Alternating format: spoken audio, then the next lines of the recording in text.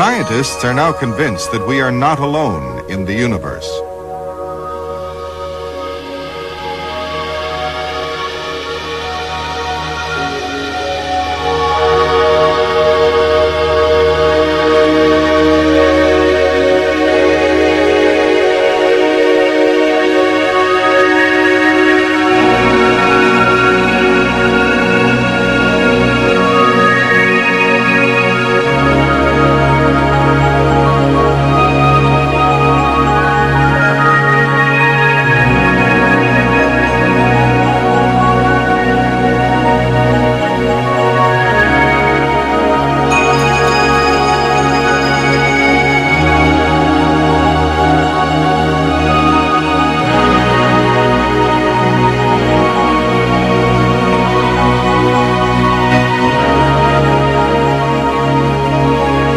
The UFO phenomenon provides crucial evidence to support this claim.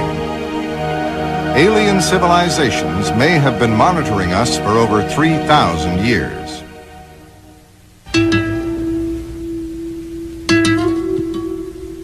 This Egyptian papyrus describes a luminous display which startled the armies of Thutmose III. The Greeks and Romans too observed UFOs, and the curiosity they aroused during the Renaissance is evident from engravings and newspaper accounts of the time. The miniaturist Hans Glaser illustrated the Nuremberg sighting of 1561.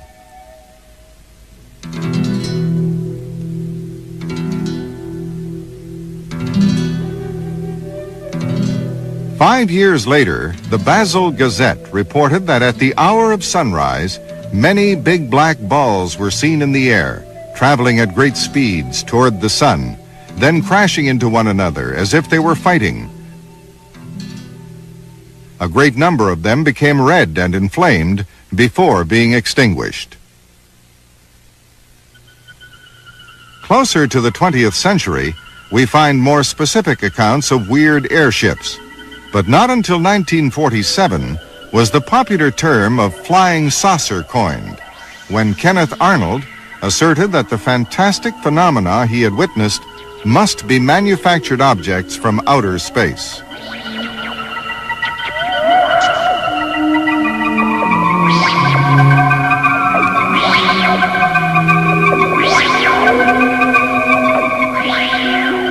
Photographs of UFOs flood in from all over the world. Many are hoaxes, like this picture of a hubcap.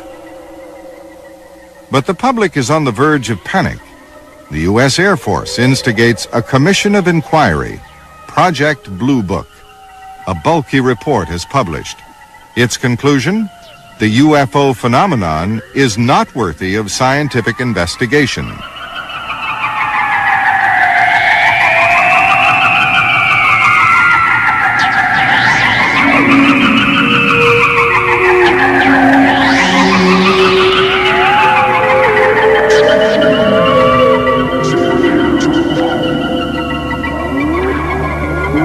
According to the Air Force, all UFOs can be accounted for in terms of man-made objects or natural occurrences. A lenticular cloud can look like a flying saucer.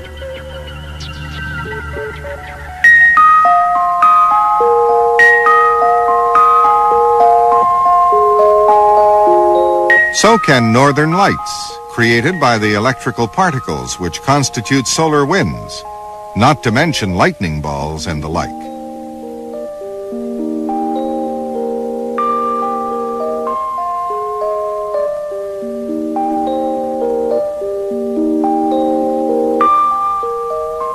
Our sky is crisscrossed continually with aircraft, weather balloons, space research devices, barium clouds. But what should we believe when there seems to be no available logical explanation for the claims of reliable witnesses? This is the question Dr. J. Allen Hynek began to ask himself. Dr. Hynek is an astronomer. While acting in his official capacity as scientific advisor to the U.S. Air Force, he found himself obliged to revise his attitude to UFOs drastically.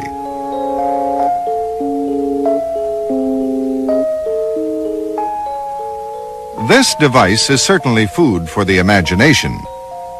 But man-made objects move in a predictable fashion. Balloons, for instance, follow the prevailing wind. When in doubt, an investigator can check with the meteorological office for the dates and times of balloon launchings and for details of wind directions.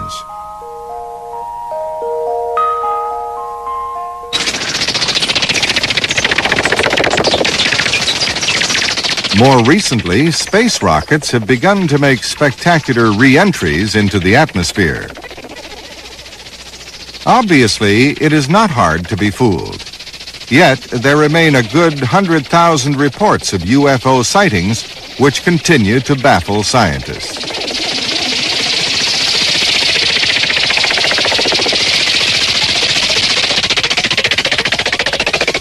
Dr. Hynek, the Dean of American Ufologists, established a system of classifying UFO reports which has since been generally adopted. Firstly, we have UFOs observed from far away. These may be further divided into lights seen at night,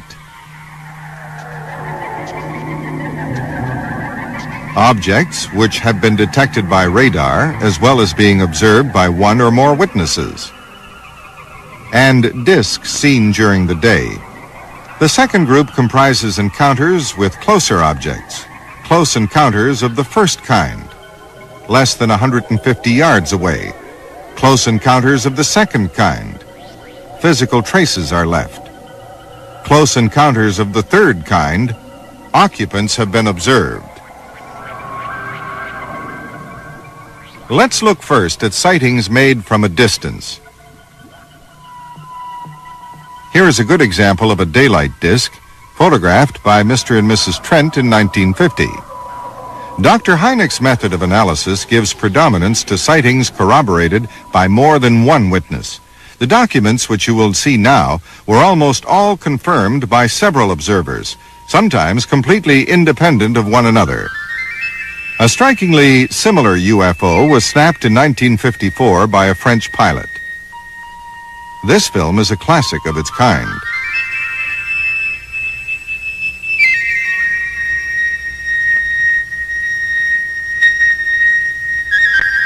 Let's take another look at those luminous balls in slow motion. This document has been examined by various experts.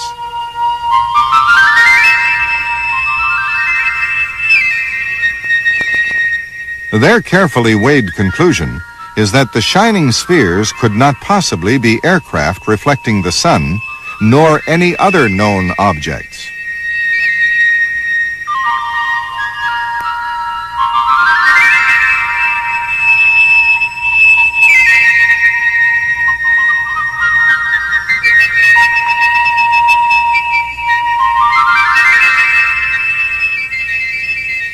A remarkable number of reports come from highly responsible people. In this case, several air traffic controllers observed a nocturnal light through binoculars. It proceeded to split in two and then to perform aerial acrobatics, apparently oblivious to the strong wind which was blowing. Other UFO witnesses include radar technicians, pilots, police and army officers, astronauts and scientists, even astronomers.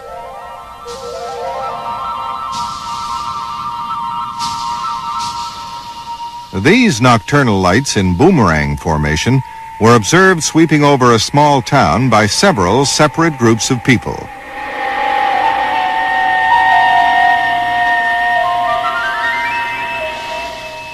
Here's another film from the wave of flying saucer sightings which continued through the 1950s. It was shot by a Navy photographer. No logical explanation for the white discs has ever been found. The vertical bar was printed onto the film by the Air Force to facilitate analysis of the object's flight angles. The Air Force added these views of seagulls as an explanation, yet the sunlight flickers violently on the wings of the birds, and the flight patterns have little in common. the comparison does not help us to identify the phenomenon.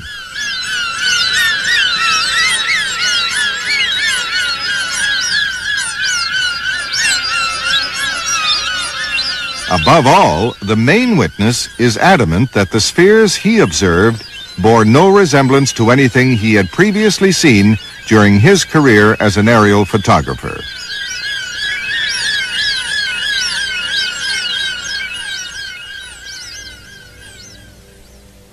This frame is all that remains of a film shot by Corporal Ralph Mayer and confiscated by the Air Force.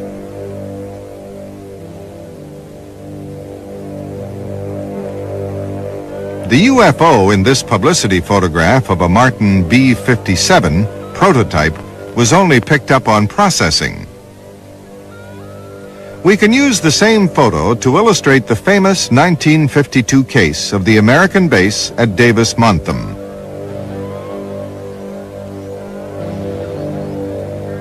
Two bright discs intercepted a B-36 and stayed in formation with it for 20 seconds.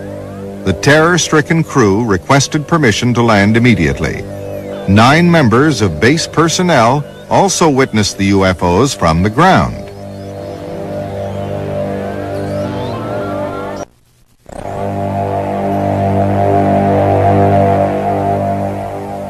The official report on this case disappeared mysteriously. Government representatives have often gone as far as suppressing UFO evidence, but the exact scale of the cover-up operation is hard to judge.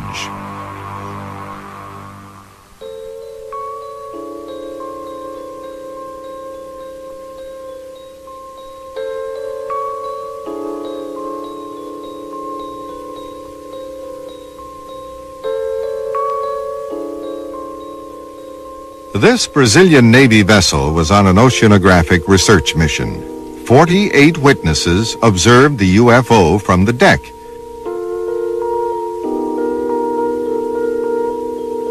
It had a metallic appearance with a halo of greenish phosphorescent vapor. The Brazilian government guaranteed the authenticity of the photographs and stood behind the witnesses.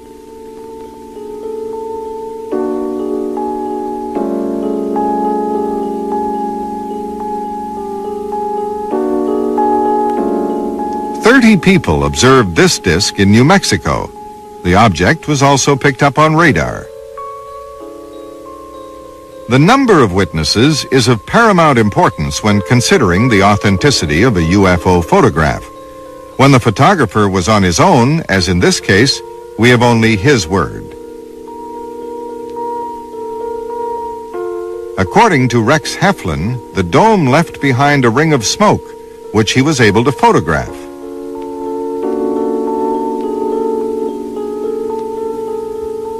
Two good color photographs now. In each case, there were 6 witnesses. UFOs do not always look like spaceships. The variety of shapes, colors, and textures is extraordinary. The pulsating lights illustrated in this animation sequence suggest the presence of a strong magnetic field. Many researchers consider that the propulsion system of UFOs may be linked to their ability to create an electromagnetic field.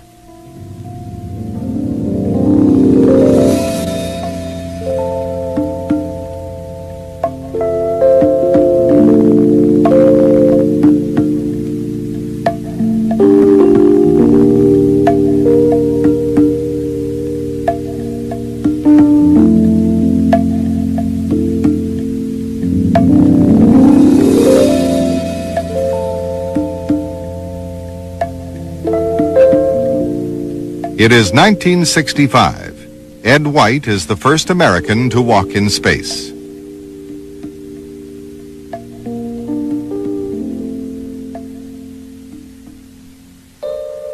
During the space program, many photographs of UFOs were taken. Unfortunately, however, these NASA documents are not accompanied by circumstantial reports.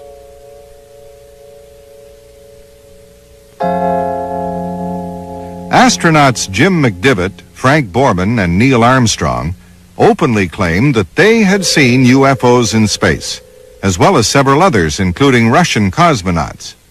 In many cases, NASA could not come up with any explanation.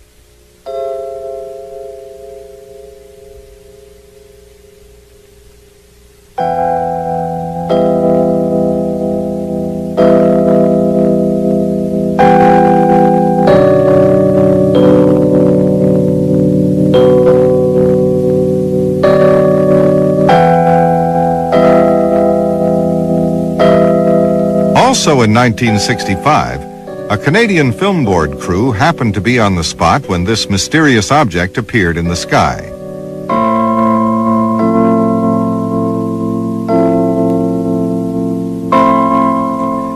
It is the clouds and the camera which are moving. The object remained stationary and was seen by dozens of people over a period of several hours. Its size was fantastic.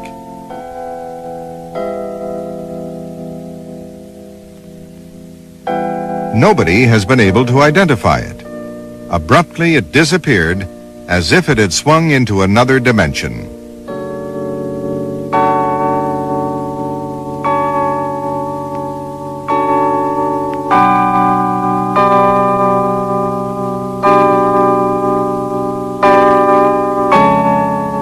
We are still in the Canadian West. One evening in July, 3 men were returning home from a weekend devoted to mineral prospecting.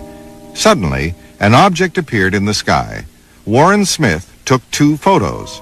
The first one shows the classical flying saucer shape of 2 pie plates, one on top of the other.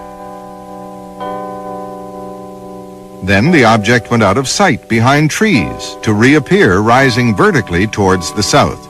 Smith quickly made a second exposure. The UFO phenomenon is multifarious. There is perhaps a natural explanation for this luminous mass, but where do all the metallic-looking objects come from? Like a virus attacking an organism, they are challenging our concepts and disturbing our environment. 1,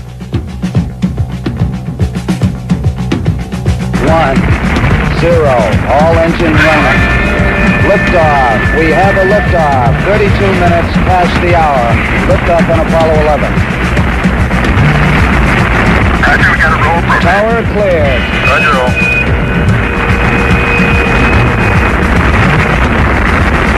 Hold complete and mission program. In 1969, the American government put an end to its Project Blue Book. In this year, too, man made an old dream a reality. On July 20th, in the course of the longest night, 3 lone men cut the umbilical cord linking us to Mother Earth for the first time. But walking on the moon was only a beginning. Probes have since visited other planets, and one day we will explore other stars. Maybe other intelligent beings have already responded to the same urge. We know that some planetary systems are millions of years older than ours. Perhaps the galaxy has already been colonized by means of a technology infinitely more advanced than our own. Interstellar traffic may be heavier than today's air traffic over the United States.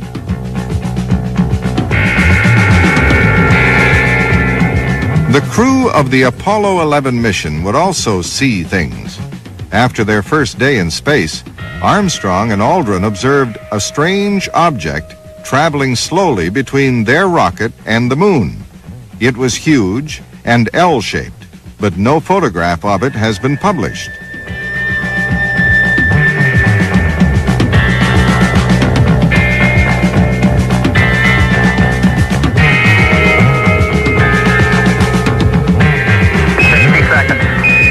Lights on. Down 2.5. Forward.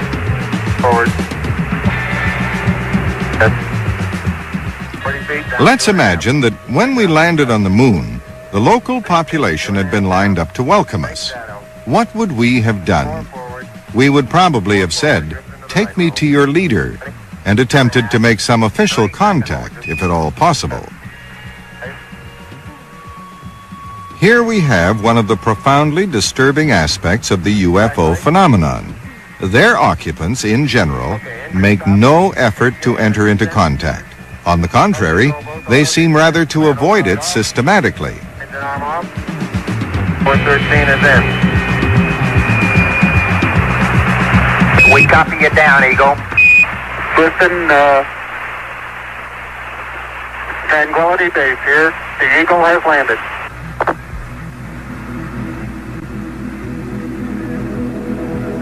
I'm going to step off the limb now.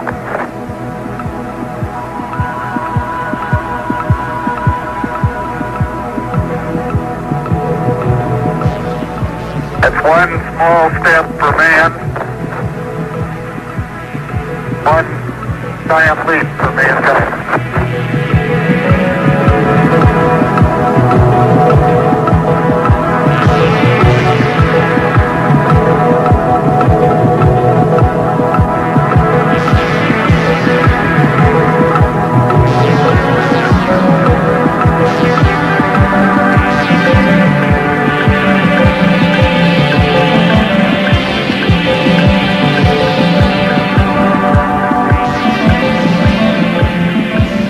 During the Apollo program, these strange luminous balls were photographed close to the moon, and close to Earth, this impressive, big, misshapen object. The astronauts of the Skylab project also saw UFOs. The Skylab 2 crew observed an extremely bright round object rotating on itself. Here, a shape which is suggestive of a vehicle with lights.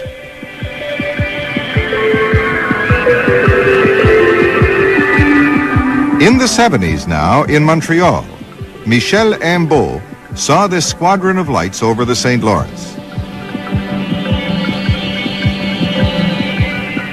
This object projected truncated shafts of light, frequently observed elsewhere as well. The shafts of light have the amazing capacity to lengthen and retract at a rate visible to the human eye.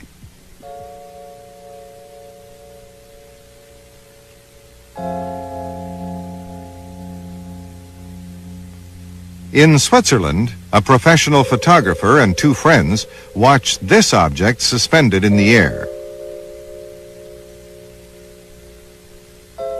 This bizarre trajectory was photographed near Kansas City in 1975.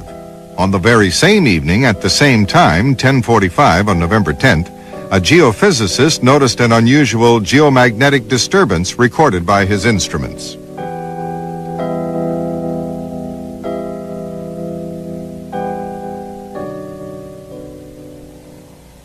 Let's take a look now at two exceptional documents. First, a film shot in California from a helicopter by a professional cameraman filming coastal scenes. It lasts only 12 seconds.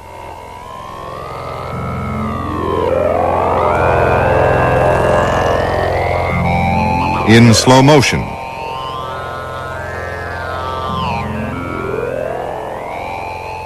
What can this silvery metallic object be? Its superstructure bathed in sunlight, moving at a speed of 160 miles per hour. It is not a balloon, and quite obviously not a cloud.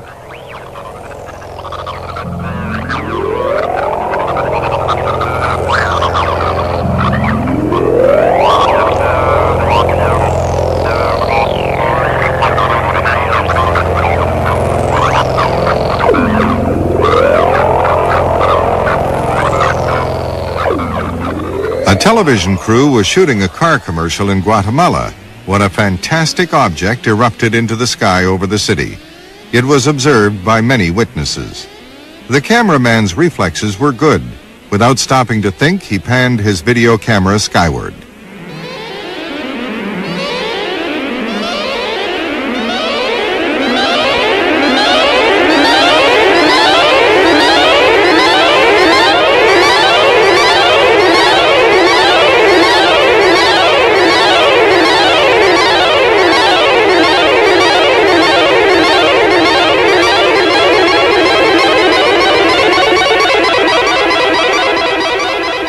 In this remarkable document, a fantastic happening explodes the routine of daily life with spectacular unexpectedness. Stunned, unable to believe their eyes, passers-by in the busy streets of Guatemala's capital city craned their necks for a last glimpse of the UFO. Here it is again in slow motion. The original videotape was transferred to 16mm film, which accounts for the flickering lines in the picture.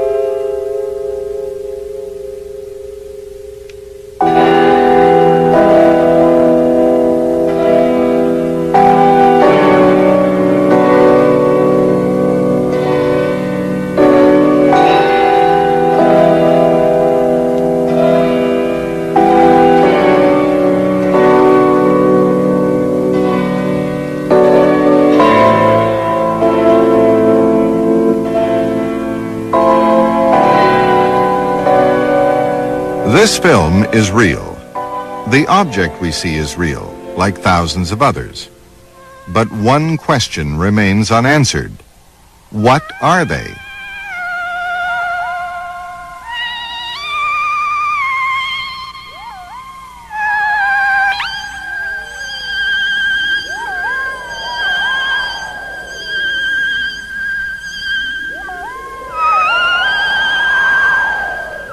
Are UFOs reconnaissance missions from intelligent civilizations of extraterrestrial origin? Or are they the product of some higher plane of reality, hitherto unsuspected by science? Are they some kind of psychic feedback of our own unconscious? Or something else completely different? Something we have not even dreamed of.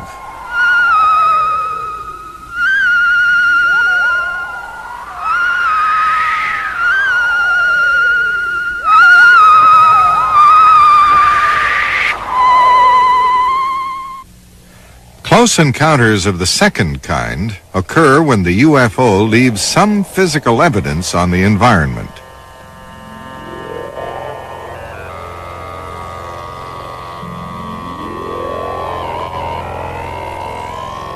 During the night, two young girls saw a luminous mass gliding away from their farmhouse. The next day, the farmer discovered a circle of devastation 40 feet across in his soybean field. It had not been there the previous evening.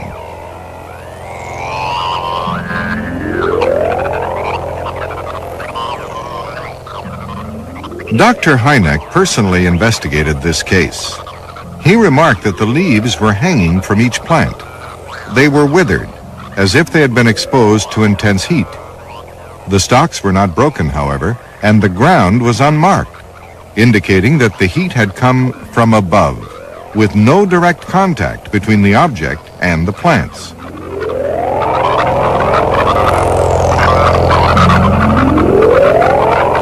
Here we have tangible physical evidence, concrete confirmation of a sighting, which we have missed sorely until now.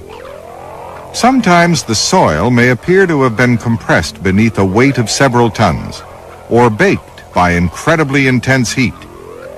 Ted Phillips has collected over 1,000 examples involving the physical effects left by UFOs. They include severe burns inflicted on human beings.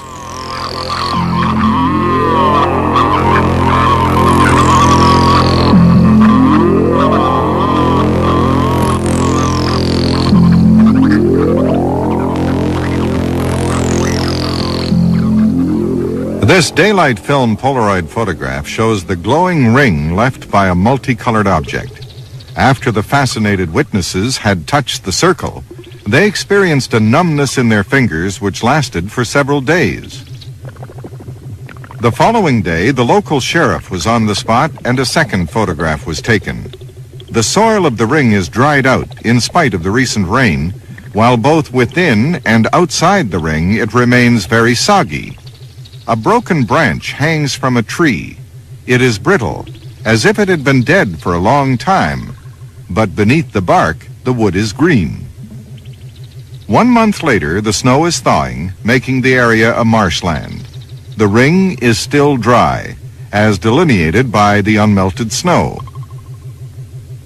Seeds refuse to grow in it, while the earth around it produces healthy grass.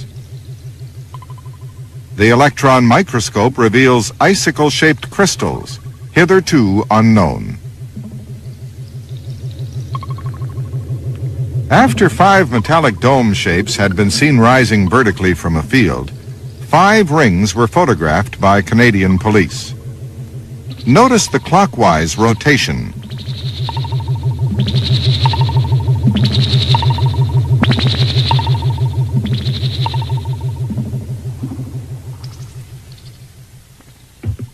UFOs have also been reported as having stalled cars and caused electrical power failures.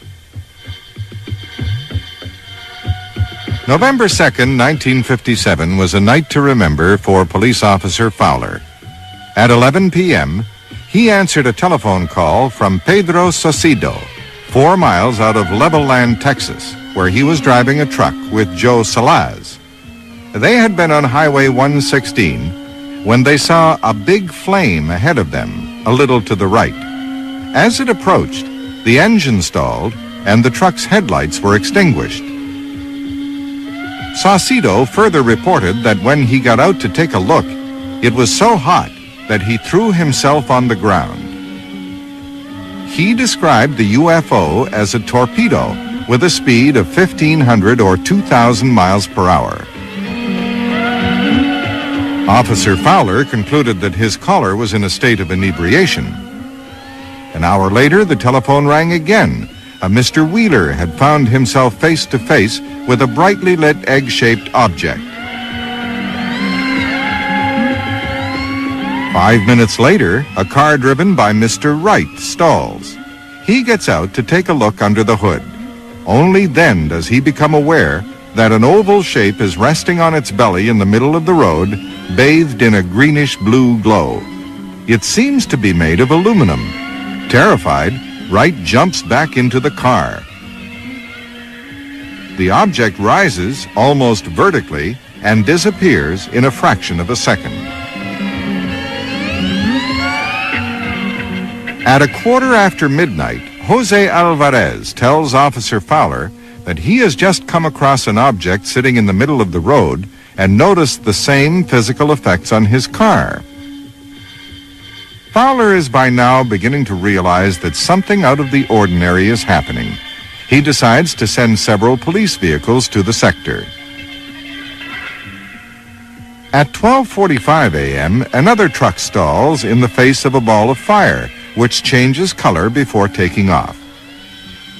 And at 1 o'clock, Sheriff Clem and his deputy observe at 300 or 400 yards an oval light resembling a reddish sun. 3 other patrols see the object flash across the sky. A quarter of an hour later, a last truck driver, James Long, calls Officer Fowler. In all, his log records 8 distinct cases of vehicles immobilized in the presence of a UFO in a space of less than 2 hours. And that's not all. Reports of more sightings also came in from the surrounding district. The witnesses in the Levelland case did not know one another. The sightings they made were completely independent. What more conclusive evidence could we have for the reality of the UFO phenomenon? But the riddle remains unsolved. Exactly what does this cat-and-mouse game with cars mean? Burning steam emitted by a UFO left these marks on Stefan Michalak's stomach. His gloves and clothes caught on fire. Treatment of the burns lasted 18 months. Michalak was examined by 27 specialists, none of them able to diagnose the cause of his burns.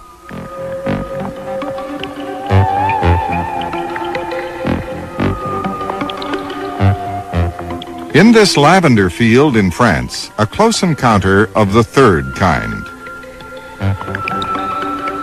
Farmer Maurice Mas was 30 yards away from a small egg-shaped object.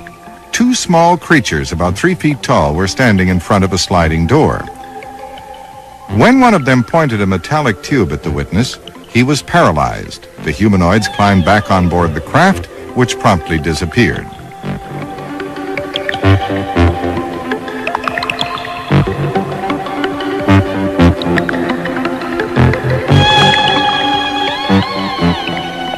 The patch of ground was left hard, like concrete. Mas could not get lavender to grow there for 7 years.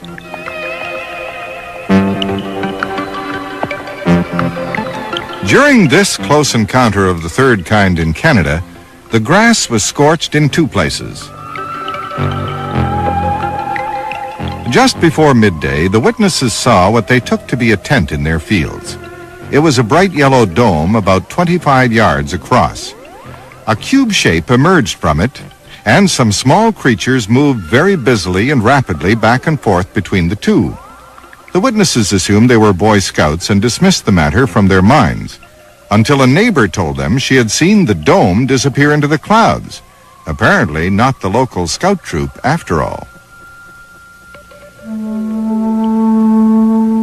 Strange visitors like these have been observed by hundreds of people throughout the world. They are always humanoid in shape. Here are a few samples.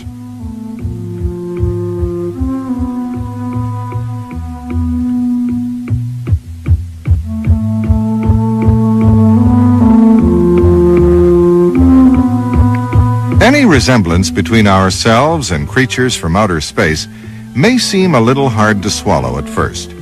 We can be sure, at least, that the organic structure of such beings must be essentially the same as our own. That is, based on the carbon atom with water as solvent.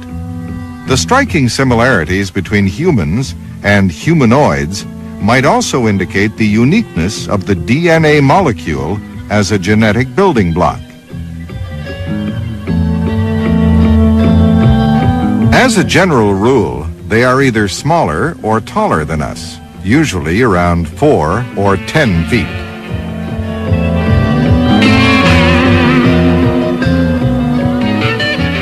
"30 years ago, it was generally considered that flying saucers came from Mars.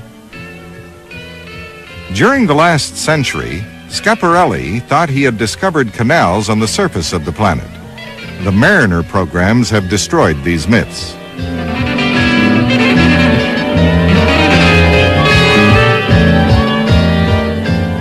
On the other hand, a slight atmosphere and traces of water have been discovered on Mars.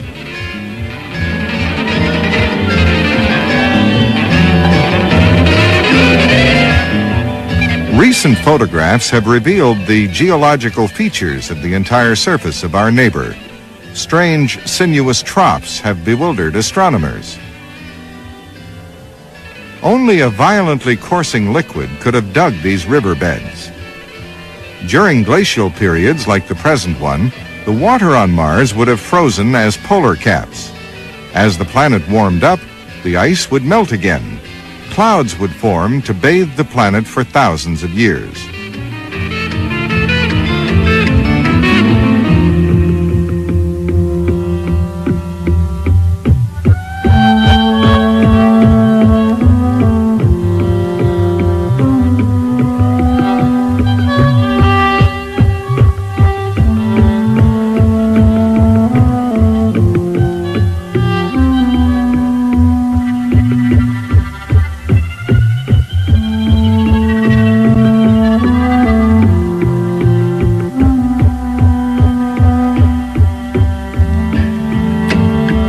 In 1976, the Viking probe landed on Mars and was able to photograph its landscape for the first time.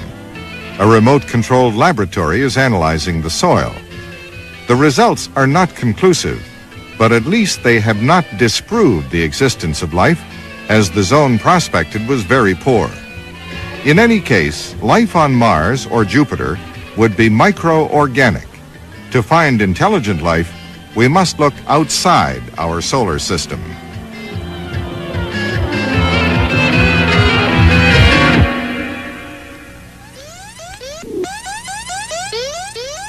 In November 1974, a code message was dispatched in the direction of a cluster of 300,000 stars from Arecibo in Puerto Rico, where an entire valley has been transformed into a gigantic radio wave reflector.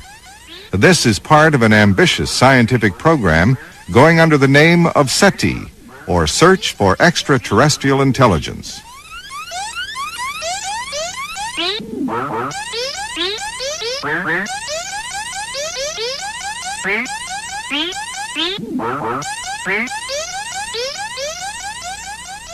Professor Carl Sagan is explaining the contents of another message sent to extraterrestrials, this time via a space probe. As well as the etching of the Earthling couple, the plaque specifies the position of our solar system in the Milky Way. Will this message ever be read in outer space? It will take Pioneer 10 billion years to reach the constellations of Ursa Major and Orion.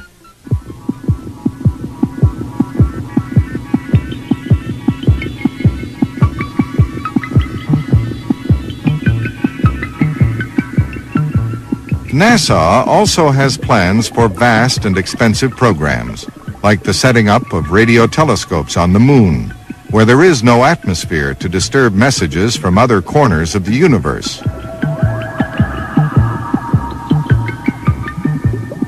How ironic it would be, though, if it should prove that the proof of extraterrestrial intelligence has been under our noses all the time, while we continue to spend our time and energy searching for it elsewhere.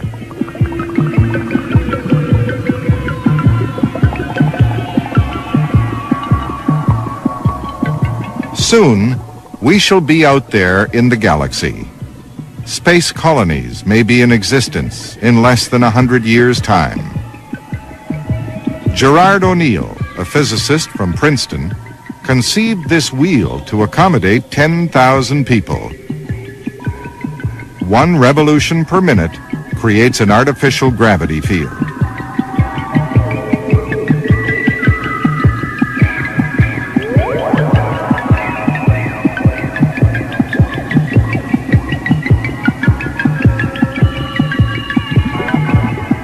NASA proposes enormous power stations to gather solar energy.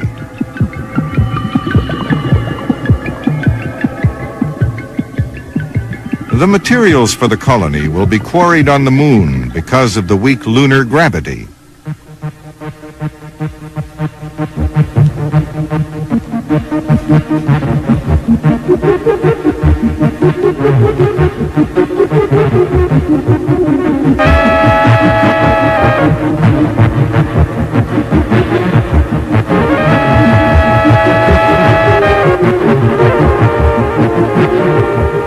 Perhaps UFOs themselves are on missions from similar space colonies, permanent artificial planets passing close to Earth and sending off scouts, explorers, tourists maybe.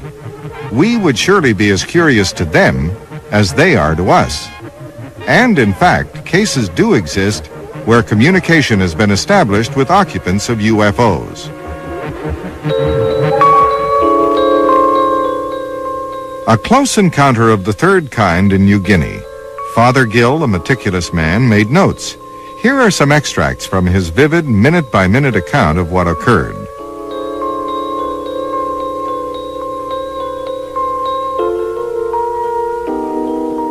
"6:55 p.m., something moving on top. A man. Now 3 beings moving, luminous, busy on the bridge. Craft leaves. 7 p.m., men. 7:04, 1, then 2 again. 7:10 p.m., men appear, also a shaft of blue light. The men gone, the projector still there. 7:20 p.m., projector turned off, men gone. UFO passes through a cloud. 8:28 p.m., sky above lit up, big cloud over Dagora. I saw the UFO high up and called the station people.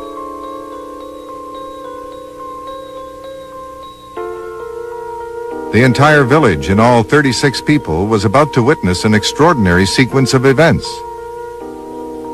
Second UFO gliding over the sea.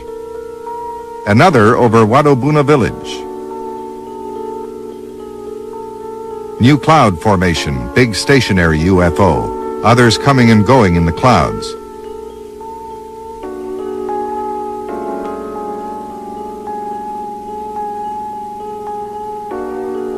"9:05 p.m. Cloud formation, numbers 2, 3, 4 gone. 10 p.m. still stationary. 10:10 p.m. craft gone again.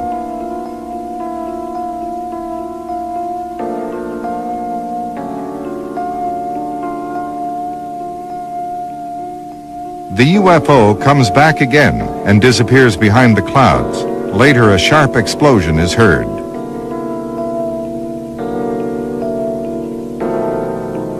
The next day, the thing came down very low. The craft, still bright, was clear, closer. There were silhouettes on the bridge. The teacher said to me, "I wonder if it's going to land on the sports field." I replied, "Why not?" Eric and another boy waved their arms, and the silhouettes waved back.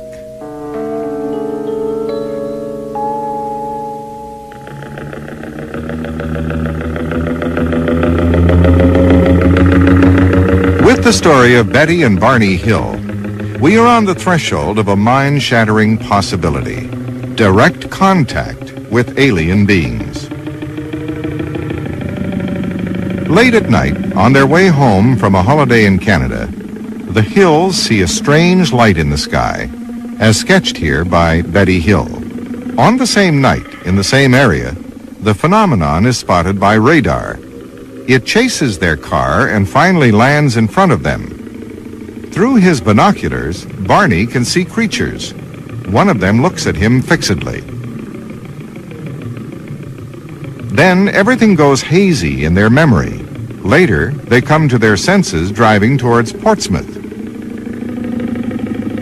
Home again, they realize that their trip has lasted 2 hours more than foreseen. For several months, they will experience physical and mental problems and decide to consult Dr. Simon of Boston, renowned for his cures of amnesiacs.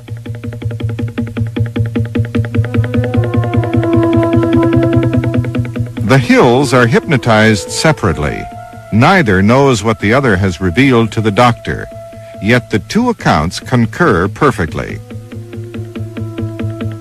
According to the Hills' testimony under hypnosis, the craft landed on the highway. Creatures got out of it and led Betty and Barney on board. Here it is in cross-section. They underwent separate medical examinations. Skin, fingernail, and hair samples were taken. This sketch, drawn under hypnosis, shows one of the occupants. The creatures were smallish and communicated by telepathy. Their eyes were striking, very large and stretching towards the temples. Betty asked the leader where they came from. He then showed her a three-dimensional space chart, which Betty was able to reproduce when requested to do so by Dr. Simon. The leader explained that the multiple lines represented busy routes from one star to another. The single lines were used less frequently, and the dotted lines indicated exploratory routes. A young teacher from Ohio, Marjorie Fish, had the brilliant idea of considering this star map from the point of view of the visitor's base in the lower right-hand corner. Armed with a supply of wooden beads, she began to construct three-dimensional models of the universe, representing stellar systems within a radius of 50 light years.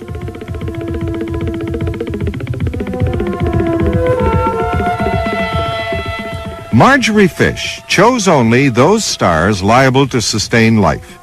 The scale of star classification goes from the blue and mauve stars to the red giants and supergiants. The excessive cold or heat of these extremes of the scale would prohibit any form of carbon-based life developing on their planets.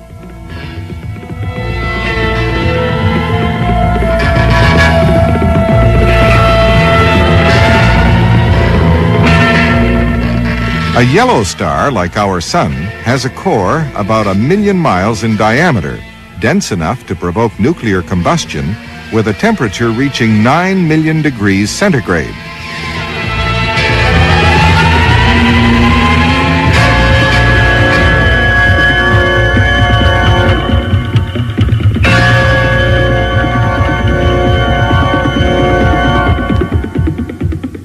Marjorie Fish ended up with 46 yellow suns. Here are those which are visible from the southern hemisphere. From 1968 to 1973, she patiently constructed several models of our stellar neighborhood.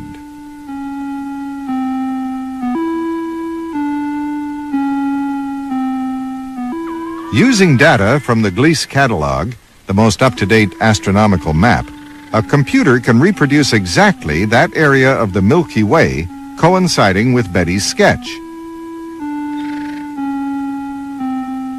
Even an astronomer could not have drawn Betty's map when she did it for Dr. Simon, as this area of space had not been carefully charted then.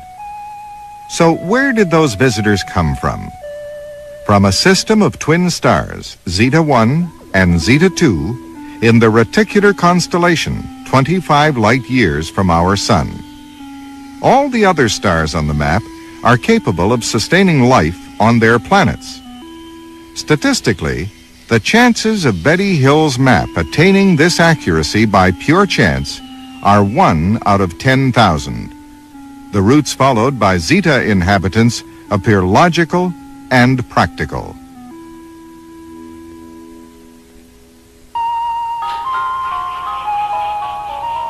Betty's map offers some astonishing evidence. For the first time, science has been able to confirm the authenticity of information received by an eyewitness from extraterrestrials. How could they have traveled from there to here? 25 light years at the speed of light means a round trip of 50 years. According to Einstein, by the time they returned to Zeta Reticuli, the alien astronauts would not recognize their own world. It would have aged by several hundred years. Black holes could be the key to the enigma. Astronomers say anything might be possible inside or through a black hole. What are they? Merely a star at the moment of its death. A huge collapsing of its entire mass and energy, creating a gravitational field of inconceivable magnitude.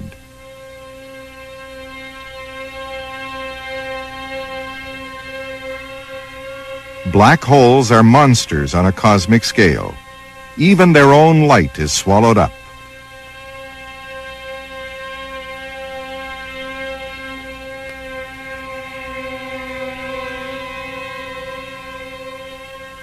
Other neighboring stars disappear into the bottomless pit.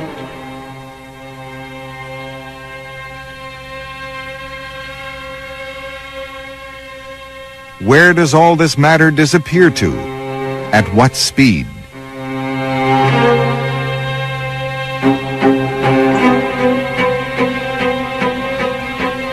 Black holes might very well be space tunnels, shortcuts in space that a highly advanced civilization has learned to utilize to span not only a few light years, but billions. Maybe it is easier to travel to Earth from the ends of the universe than from the nearest stars. Maybe Betty Hill's map can lead us to another galaxy. Maybe.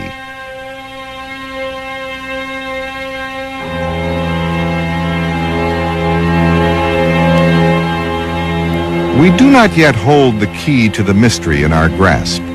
For all we know, the UFO phenomenon is simply a tactic designed to accustom us human beings to the idea of contact with extraterrestrial beings. How long before we are judged ready?